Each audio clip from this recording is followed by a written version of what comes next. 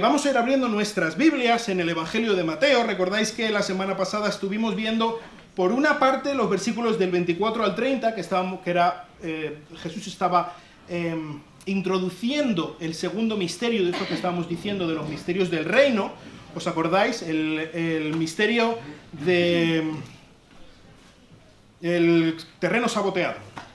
Pero más adelante, a partir del versículo 36, nos daba la clave que estuvimos viendo, ¿verdad? Entonces, ahí se nos quedaron en medio algunos versículos, que es lo que vamos a estar viendo hoy. En esos versículos, entre el 31 y el 35 del Evangelio de Mateo, capítulo 13, encontramos el misterio del minúsculo origen, el tercero de los misterios del reino, que Jesús desvela en Mateo, capítulo 13.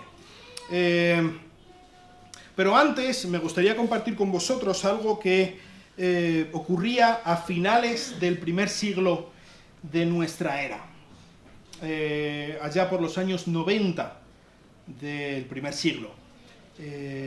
Parecía que todo se estaba acabando. En este momento estaba gobernando en Roma un emperador que se llamaba Domiciano, que no sé si habéis oído, probablemente hayáis oído de un tal Nerón que gobernaba por los años 60, que era un bicho de cuidado, que estaba loco, que le encantaba matar cristianos. De hecho, hacía fiestas y usaba a los cristianos como antorchas para iluminar sus fiestas, mientras que ardían. Era un gran enemigo de los cristianos. Pues, ¿sabéis? Este Domiciano hacía quedar por bueno a Nerón. Simplemente para que os imaginéis. Estaba no solamente los cristianos, sino todo el imperio romano sumido en el terror a este hombre. Entonces, él odiaba a los cristianos, quería erradicar a los cristianos, y de hecho, estaba exterminando a los cristianos. Pero ese no era el único problema que tenían los cristianos. Estaban empezando a surgir ya desde los años 60, estaban empezando a surgir diferentes sectas, diferentes grupos que venían de la influencia de otras religiones, de diferentes filosofías dentro del cristianismo. Así que no solamente estaban los peligros externos de los romanos, el gobierno que quería destruir y exterminar a los cristianos, también estaban empezando a surgir problemas dentro. Y había diferentes grupos, como por ejemplo los gnósticos, no sé si habréis oído hablar de ellos, que estaban tergiversando el mensaje de Cristo. Estaban cambiándolo de tal manera que estaban negando el evangelio de Jesucristo. De los 11 discípulos que quedaron de Jesús, después de que Jesús resucitara, solamente quedaba uno que no hubieran asesinado. Solo uno.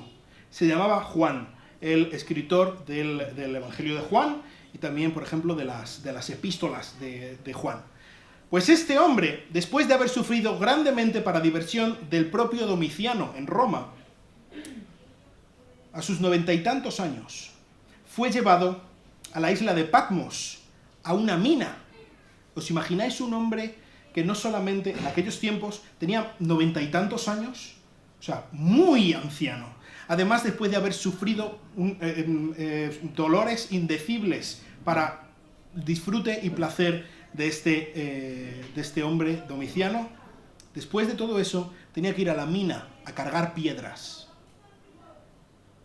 Parecía que todo se estaba acabando.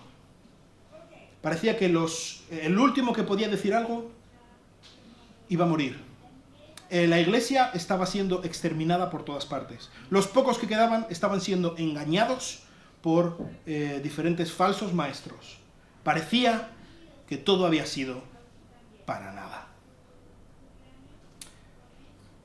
Pues en circunstancias como las que estaba atravesando la iglesia en ese momento, viene genial el misterio del minúsculo origen que vamos a ver hoy. Vamos a leer los versículos de Mateo capítulo 13 a partir del 31. Dice así: Jesús les refirió otra parábola diciendo: el reino de los cielos es semejante a un grano de mostaza que un hombre tomó y sembró en su campo, y que de todas las semillas es la más pequeña, pero cuando ha crecido es la mayor de las hortalizas, y se hace árbol, de modo que las aves del cielo vienen y anidan en sus ramas. Versículo 33, les refirió otra parábola. El reino de los cielos es semejante a la levadura que una mujer tomó y escondió en 3 medidas de harina hasta que todo quedó fermentado. Todo esto habló Jesús en parábolas a las multitudes, y nada les hablaba sin parábola, para que se cumpliera lo dicho por medio del profeta, cuando dijo: abriré mi boca en parábolas, hablaré de cosas ocultas desde la fundación del mundo.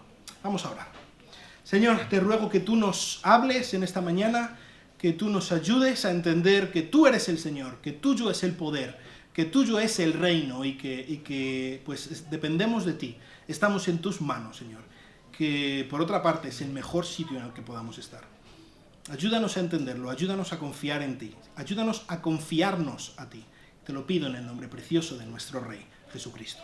Amén. Muy bien, pues tenemos aquí, como estábamos hablando, una iglesia que realmente necesitaba ayuda.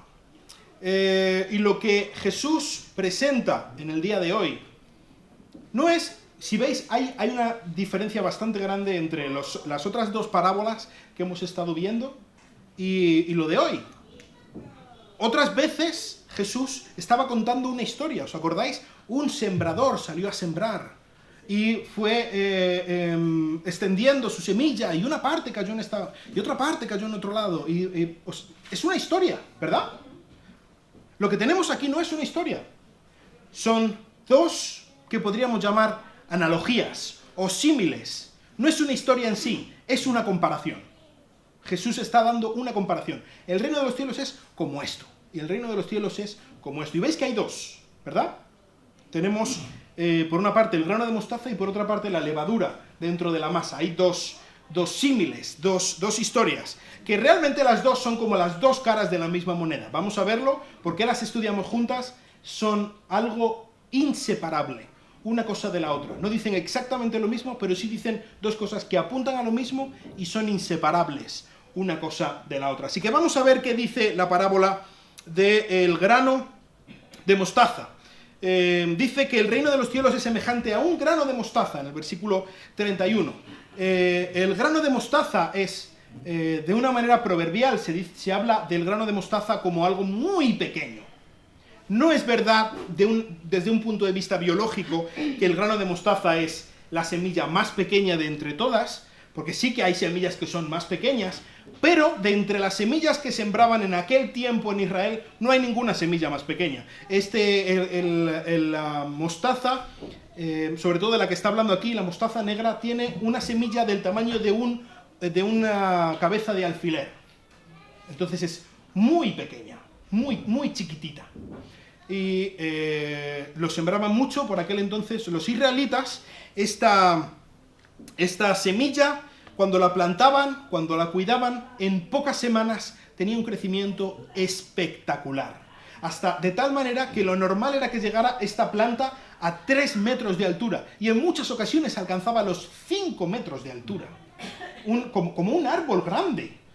Un crecimiento espectacular, y es por esto precisamente que, pues como dice Jesús, venían todo tipo de animales y aves allí a refugiarse. Cuando hacía muchísimo calor, se refugiaban en las hojas de esta planta. Cuando llovía, se refugiaban de la lluvia allí en esta gran planta que tenía un inicio tan modesto, tan chiquitito, tan pequeño, pero a pesar de ser un inicio tan pequeño, realmente el crecimiento que tenía era exponencial, era espectacular, sensacional. Y esta es la primera de las analogías que usa Jesús. Y a continuación nos da otra. Dice: el reino de los cielos es semejante a la levadura. Fijaos por una parte que Jesús no estaba hablando, muchas veces podemos pensar que Jesús estaba hablando sencillamente a los hombres que estaban allí. La primera de las analogías está apuntando al trabajo que solían hacer los hombres. Ellos cuidaban el huerto. Por lo tanto, ellos entendían muy bien qué crecimiento tan espectacular tenía un grano de mostaza. Pero la segunda está hablando a las mujeres. ¿Qué es lo que hacían las mujeres? Ellas estaban en casa y hacían el pan. Entonces está hablando tanto a hombres como a mujeres. Y esta levadura probablemente de nuevo, sobre todo las mujeres, aunque también algunos hombres somos un poco cocinillas, pero entendéis perfectamente qué es lo que pasa cuando tú coges una masa y le metes algo de levadura, ¿verdad? Un poquito de levadura, una pizca de levadura que tú metas en una masa, toda la masa quedará contaminada por esa levadura.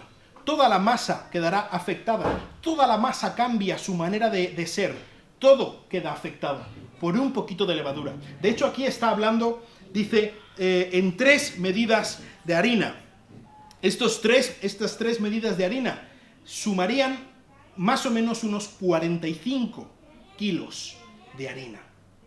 Muchísimo, ¿verdad? Probablemente, si está haciendo pan con esto, daría para 100 personas. Muchas veces las mujeres, sobre todo de clase humilde, cuando tenían que hacer pan, pues ya aprovechaban y hacían mucho pan para luego ir por las casas y vendérselo, sobre todo a las mujeres que tenían más dinero, y así podían ganar un pequeño sobresueldo. Entonces, pero con un poquito de harina, con un poquito, pudo afectar, y eso hizo que creciera toda la masa de 45 kilos de harina. Una masa enorme que daría para muchísimo pan. De nuevo, si os fijáis, tenemos un inicio muy chiquitito, muy pequeño. Una pizca de levadura que llega a abarcar una masa enorme, llega a afectar una masa enorme. Y algo muy importante que también tiene mucho que ver con esta parábola es que una vez que tenemos una masa y le introducimos un poquito de levadura en la masa, el proceso es imparable. Si dejamos tiempo, si dejamos que se macere, si dejamos que se esté reposando la masa, esa poquita levadura va a acabar afectando a toda la masa. Poco a poco, de una manera invisible, de una manera que no se entiende. Que no vamos, si estamos un rato viendo la masa, no vemos cómo la levadura va creciendo y va afectando, no lo vemos, pero lo está haciendo. Y lo está haciendo hasta tal punto que va a acabar contaminando toda la masa. Muy bien, pues, ¿qué significa esto? ¿Qué Jesús estaba diciendo? Aquí no tenemos la suerte que tuvimos en las otras 2 parábolas, que Jesús después la explicó. Aquí simplemente dice, el reino de los cielos es como esto, y el reino de los cielos es como esto. Así que, ¿qué es lo que está diciendo Jesús? Pues para empezar, que el reino de los cielos tiene un inicio insignificante, un inicio ridículo, pequeñísimo. Cuando Jesús resucitó, solamente tenía 11 discípulos. ¿Quién va a hacer algo con eso? Nosotros nos podemos pensar que somos poquitos en Alcalá de Henares, pero ¿cómo vamos nosotros a afectar? Dios nos manda que evangelicemos Alcalá de Henares, pero si somos 4 amigos, ¿qué vamos a hacer, por favor? Pues menos eran ellos. Un inicio muy pequeñito. Pero la reproducción, este inicio insignificante, tendría un crecimiento espectacular. Espectacular. Y habla de 2 tipos de crecimiento con estas 2 parábolas. Por una parte está hablando de la semilla de mostaza. En este momento en el que Jesús está hablando, parecía que toda la nación estaba cayendo bajo el influjo, bajo la opresión, bajo el engaño de los líderes religiosos. En el capítulo anterior ya vemos cómo estaban rechazando a Jesús, y poco a poco este rechazo de los líderes a Jesús llevaría hasta el punto que la nación entera gritaría al unísono, crucifícale. Tenemos un inicio difícil del reino de Dios. Un inicio con 11 discípulos. Y como decía antes, de hecho, de estos 11 discípulos, 10, según lo que nos cuentan, 10 murieron asesinados por ser discípulos de Cristo. Tenemos unos inicios muy complicados, algo pequeño, algo insignificante, pero ¿dónde van a ir? Pero si son 4, si son pobres, si son incultos, si no tienen nada, no tienen influencia, no tienen... ¿Qué van a hacer? Unos pescadores de un pueblo. Se supone que tienen que cambiar el mundo. Por favor. Esta es la semilla de mostaza. Este es el inicio ridículo. Este es el inicio pequeñito, como una cabeza de alfiler.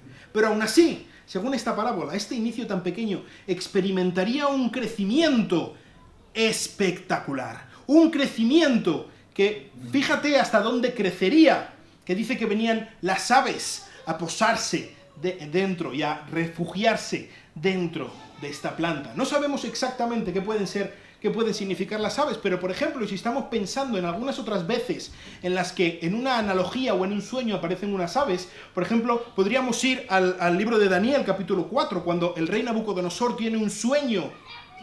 Él es un árbol y que vienen las aves a refugiarse a la sombra de ese árbol. Esas aves, según la interpretación de Daniel, son las mismas naciones. Naciones vienen a refugiarse a la sombra de esas aves. Naciones, esta planta que crece desde un inicio tan chiquitito, llega a ser tan grande que naciones enteras se refugian a la sombra de este árbol que representa al reino de Dios.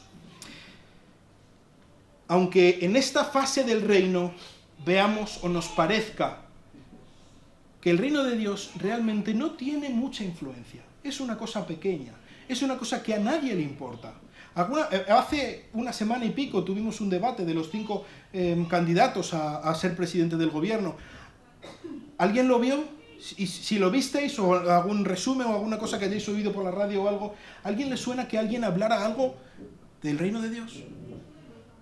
¿Alguien dijo algo del cristianismo? ¿Alguien dijo algo de que hace 2000 años Dios mismo se hizo a la tierra, se hizo un hombre en la tierra para morir por nuestros pecados? ¿Alguien dijo algo de eso? Parece que a nadie le importa, ¿verdad? Parece que la gente está preocupada por 1000 cosas que no son lo realmente importante. Pero ¿sabes? Dios nos ha dicho, Jesús mismo nos ha dicho, que no importa. ¿Por qué? Porque el reino de Dios aún no ha terminado. Dios no ha acabado de hacer crecer el reino de Dios. Y Él es el que va a llevar al reino a la victoria. Muchas veces los discípulos, supongo, se impacientarían. El mismo Juan el Bautista, ¿os acordáis? Hace unos pocos capítulos estaba diciendo, pero ¿eres tú el que había de venir o tenemos que esperar a otro? ¿Por qué? Porque estábamos esperando a alguien que trajera el reino de Dios y parece que el reino de Dios no viene. Y lo que está diciendo Jesús, sí, el reino de Dios ha venido, pero de una manera diferente. De una manera que no esperabais. Y aunque os parezca pequeño, aunque os parezca ridículo, este reino de Dios va a crecer. Este reino de Dios no ha terminado aún. Jesús les dice, y Jesús nos dice a nosotros, cuando perdemos la paciencia, no pierdas la fe. Sigue orando, sigue confiando en Dios. El plan de Dios no va a fracasar, incluso aunque no veamos los resultados ahora. El plan de Dios no ha terminado.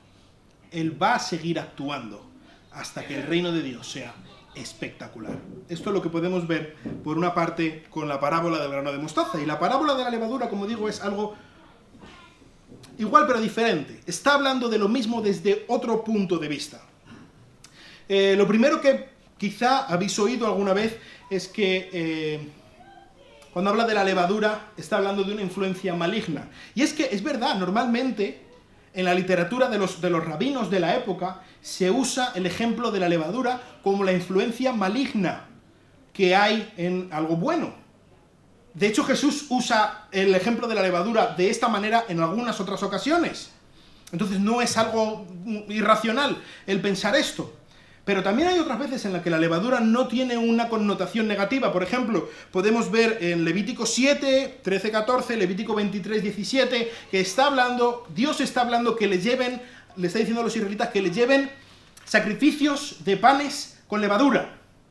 O sea, no es algo sencillamente desterrado, no es algo que sencillamente es algo que representa el mal 100% y ni hablemos de levadura. No. Y yo creo que aquí, de hecho, por el contexto, podemos entender que cuando está diciendo que el reino de los cielos es semejante a la levadura, obviamente no está hablando de algo malo, porque el reino de los cielos no es algo malo. Así que más bien está hablando de todo lo contrario, de una influencia positiva.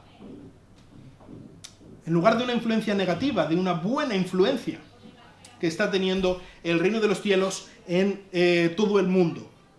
Entonces, esta influencia positiva está enfocándose desde un punto de vista interior, desde un punto de vista invisible, secreto, íntimo. En contraste con la parábola de la mostaza, del grano de mostaza, que es un crecimiento espectacular, obvio, todo el mundo lo puede ver. Algo tan pequeño se convierte en algo tan grande. Sin embargo, con el caso de la levadura, es algo mucho más secreto, mucho más invisible. No vemos cómo eso está afectando. No lo vemos, pero está afectando. ¿Veis la diferencia? Uno se basa en un crecimiento externo y el otro se basa en un crecimiento interno. Y lo que yo creo que está diciendo Jesús es que el motor para ese crecimiento externo es un crecimiento interno. Una no se encuentra sin la otra. Son las dos. Las dos. Pero la primera es la de la levadura. ¿Por qué? Porque el crecimiento primero debe ser en el interior de la persona. Está hablando de la influencia que está teniendo en los hijos del reino, ni más ni menos que el Espíritu Santo. Dios ha enviado al Espíritu Santo para que esté dentro de nosotros, para que permee, para que impregne, para que llene todo nuestro ser, que vaya conquistando cada faceta de nuestras vidas para Cristo. Y esto no es algo que ocurre de una manera espectacular. De repente, no, pues cuando confiamos en Cristo como nuestro Salvador, nos empiezan a brillar las manos. Y según vamos rindiendo más a Cristo, nuestra vida, pues de repente nos brilla la cara, y vamos por la calle y nos brilla la cara, y es algo espectacular, y luego crecemos 10 centímetros. No se ve. ¿Verdad que no se ve? Es algo que ocurre interiormente, es algo que ocurre de una manera invisible. Es el cambio cualitativo, el cambio de crecimiento en el reino de Dios. Ocurre porque antes hay un cambio cualitativo dentro de nosotros. El cambio en números ocurre porque primero hay un cambio en nuestro corazón. El árbol crece muy grande. ¿Por qué? Porque crecen las raíces hacia abajo y pueden adquirir los nutrientes. Las raíces no se ven. Nadie está viendo, nadie está midiendo cuánto mide las raíces. Pero es lo más importante del árbol. Si un árbol no crece hacia abajo, no crece hacia arriba. Y si crece hacia arriba, poco dura. Lo importante es que el árbol tenga un crecimiento que no se ve, un crecimiento que no se cuenta, un crecimiento que nadie espera, pero que está ahí y que es la base del crecimiento real. No hay frutos si no hay raíces. Lo que está diciendo aquí Jesús es que el crecimiento, la grandeza del reino de Dios no se mide en números, se mide en corazones obedientes. Se mide en profundidad de la relación que tenemos con Dios. Eso es lo primero, eso es lo principal. Aunque eso sea lo invisible, aunque eso sea lo que no se ve, aunque eso sea lo que aparentemente a nadie le importa, eso realmente es lo importante. Lo demás son sencillamente consecuencias de tener una correcta relación con Dios, de haberse humillado, de estar obedeciendo al Señor, al Rey de este reino. Así que un súbdito del reino, decíamos, que es el que cree en el Rey, el que ha confiado en el Rey como su Salvador, recibe al Espíritu Santo dentro de él. El Espíritu Santo va impulsándole a obedecer cada vez más y más a Dios. En una relación de este súbdito de Dios con su Señor, va rindiendo cada vez más facetas, porque de cada vez pues va leyendo más la Biblia, va estudiando, va meditando, va viendo, pues yo necesito cambiar en esto, y yo necesito cambiar en esto. Y por medio de la iglesia va viendo, y un hermano le dice, ¿no crees que deberías empezar a hacer esto o dejar de hacer esto, y vamos cambiando poco a poco, de una manera invisible, pero de una manera muy real. Y esto llega a un momento en el que comienza a ser obvio para las personas que están alrededor. Y las personas alrededor empiezan a ver que está habiendo un cambio profundo, un cambio que no es fingido, un cambio real, y esas personas empiezan a preguntarse por qué. Esto da oportunidad de que el Hijo de Dios pueda compartir de su fe con otras personas, y estas personas puedan llegar a conocer a Cristo, y el proceso se vuelva a repetir otra vez. Es un cambio interno que lleva a un cambio externo, que lleva a una multiplicación. ¿Entendéis? Así es como funciona el reino de Dios. Así es como funciona. No funciona poniendo megáfonos aquí en la puerta y que todo el mundo lo escuche. Dios puede actuar de la manera que le dé la gana. No estoy diciendo que sea malo. Dios puede, ponemos un megáfono, se convierte en 100 personas. No estoy diciendo que no vaya a pasar eso, porque Dios es soberano. Pero la dinámica sobre la que Dios suele trabajar es haciendo un cambio interno. Él trabaja en lo invisible, Él trabaja en lo secreto, Él trabaja con tu vida cuando estás en tu casa, solo, con tu Biblia, con tu Dios. Esa es la manera en la que Dios trabaja contigo. Por lo tanto, la prioridad que debemos tener, según esta parábola, es con nuestro Dios. La prioridad que debemos tener es con nuestro Señor. Está en lo secreto, está en lo íntimo, está en lo que nadie ve. Ahí es donde debemos influir, ahí es donde debemos meter toda nuestra ilusión, toda nuestra fuerza, todo nuestro tiempo. De nuevo, como decíamos con la levadura, en el momento en el que este proceso se ha activado, en el momento en el que la levadura está dentro de la masa, el proceso no se puede detener. Esto quiere decir que pase lo que pase a nuestro alrededor, por muy mal que vaya el mundo, por muy horrorosos que sean los acontecimientos que vemos en las noticias, ¿sabes qué? El reino de Dios nunca va a ser derrotado. El reino de Dios jamás va a ceder. Siempre irá avanzando. El rey lo tiene todo bajo control. Ahora, esto no quiere decir que el reino de Dios va a crecer de tal manera que todo el mundo va a llegar a ser cristiano y todos vamos a estar muy bien antes de que Cristo vuelva. De hecho, la Biblia dice todo lo contrario, que la maldad se va a multiplicar en los últimos tiempos. Pero ¿sabes? Aun con toda la maldad desatada, el reino de Dios no va a retroceder, porque nuestro Señor es el Señor sobre la historia. Así que podemos estar confiados, pase lo que pase a nuestro alrededor. Dios tiene un plan, Dios sigue adelante con ese plan. Y la única razón por la que vemos toda la maldad a nuestro alrededor es porque Dios sigue teniendo un plan. Entonces, este misterio del comienzo insignificante ha sido revelado.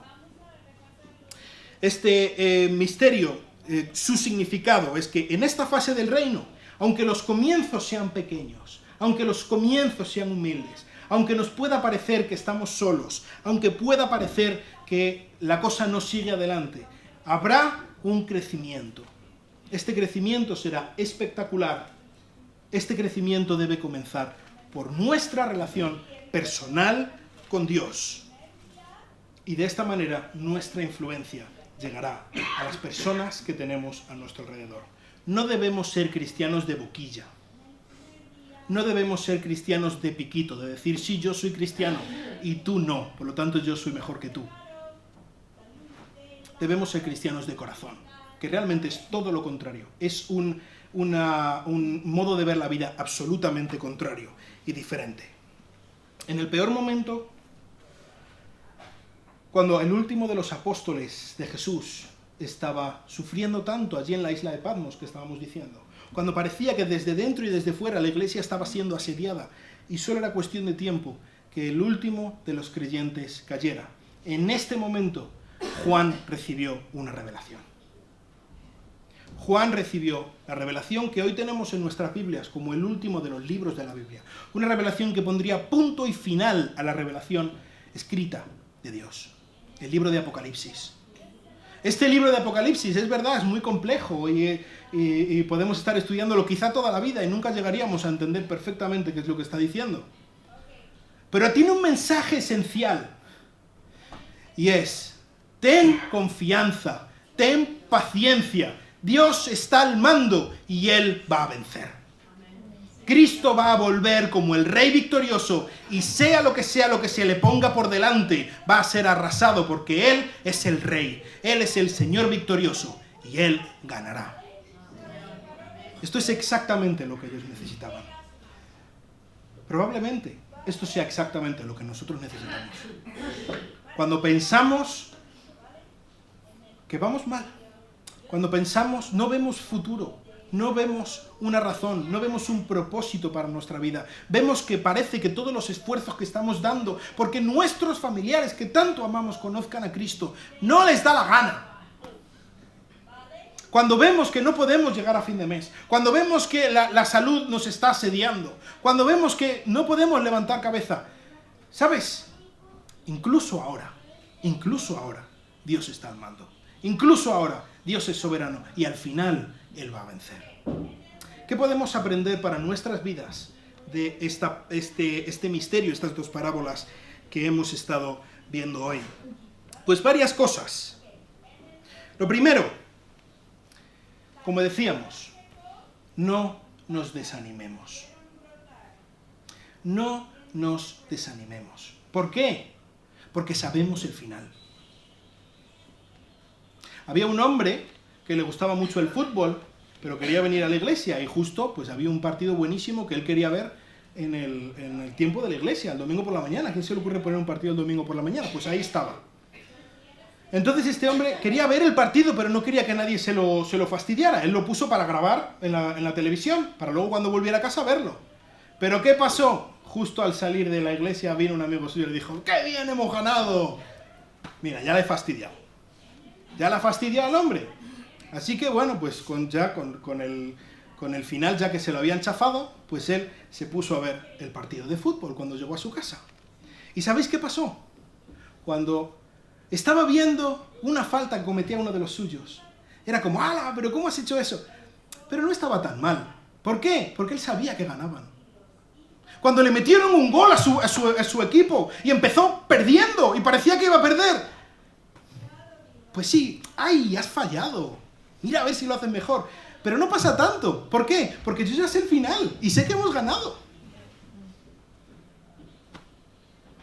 Sabemos el final. Esta parábola nos anima porque sabemos el final. Sea lo que pase en tu vida, cuando te pienses que estás derrotado, cuando te pienses que de aquí no sales, pues puedes pensar, puedes actuar como este hombre. ¡Ay, cachilamar! A ver si lo podemos hacer mejor la próxima vez. Pero no pasa nada, porque es el final. Y sé que mi Dios vence. Y sé que si yo estoy con mi Dios, venzo.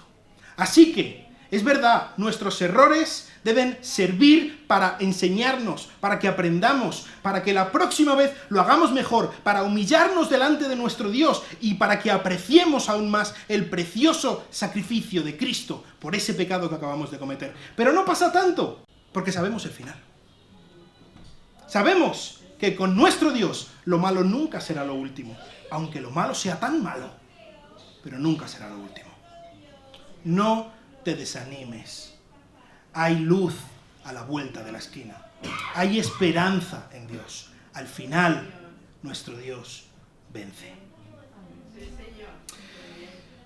Ya comentábamos en la anterior parábola, estábamos hablando cuando hablábamos del trigo y la cizaña, pero vemos en la parábola de la levadura que la levadura está afectando a toda la masa. Y poco a poco, de una manera invisible, empieza a afectar a toda la masa. Me gustaría hacerte una pregunta en esta mañana. ¿Estás tú afectando de una manera positiva a las personas que tienes a tu alrededor? ¿Estás siendo una buena influencia para tus familiares, para tus vecinos, para tu marido, tu mujer, tus hijos, tu jefe, tus empleados? ¿Estás siendo una buena influencia para ellos? ¿O estás siendo una mala influencia para ellos? ¿Estás siendo una buena influencia para ellos? ¿O estás recibiendo una mala influencia de ellos? Dios nos ha llamado a ser luz y ser sal en este mundo. A afectar al mundo. Dios nos ha llamado a cambiar nuestro mundo por medio de nuestro ejemplo. No nos ha llamado a que ocurra lo contrario. Ni nos ha llamado a cambiarlo de una manera negativa por nuestro mal ejemplo, ni nos ha llamado a ser cambiados de una manera negativa por su mal ejemplo. Él nos ha llamado a ser buenas influencias en las personas que tenemos a nuestro alrededor. Y me gustaría que lo pensaras y que lo meditaras. ¿Realmente en mi vida estoy siendo una buena influencia para las personas que quiero, que tengo a mi alrededor, o todo lo contrario? Es algo que debemos pensar, cada uno de nosotros. Yo creo que una de las cosas más importantes que debemos aprender de esta parábola es que el crecimiento externo siempre debe de ir acompañado y precedido por el crecimiento interno en nuestro corazón. No tengo ninguna intención de que esta iglesia llegue a tener 200, 300, 1000 miembros. Ninguna. Me importa un soberano pepino. Lo que queremos es tener una iglesia de creyentes fieles, obedientes a Dios. ¿Por qué? Porque el crecimiento externo vendrá como consecuencia del crecimiento interno. No al revés. De nada sirve tener una iglesia de 10.000 miembros falsos, de 10.000 fachadas. Dios no mira los números, Dios mira el corazón. Dios no está buscando que tú hagas esto o lo otro. Dios te está buscando a ti. A ti. Tu obediencia, tu corazón, tu intimidad con Él. Lo demás vendrá. Él te está buscando a ti. No está interesado en tus habilidades, ni en tu dinero, ni en tu yo que sé qué. Él está interesado en ti. En tu corazón, en tu vida, en tu obediencia, en tu bienestar, en ti. No hay nada más que nosotros podamos darle, no hay nada más que nosotros podamos quitarle. Lo que Él busca es nuestro corazón. Lo que Él busca es, como dice en 2 Corintios 10:5, que llevemos todos nuestros pensamientos en cautiverio a la obediencia de Cristo. Eso es lo que Él quiere de nosotros. Él quiere que nuestras raíces estén bien profundas. Cuando un árbol tiene raíces bien profundas, crece. Cuando un árbol está recibiendo lo que necesita del suelo, crece. Así que lo que debemos ocuparnos no es en crecer sencillamente.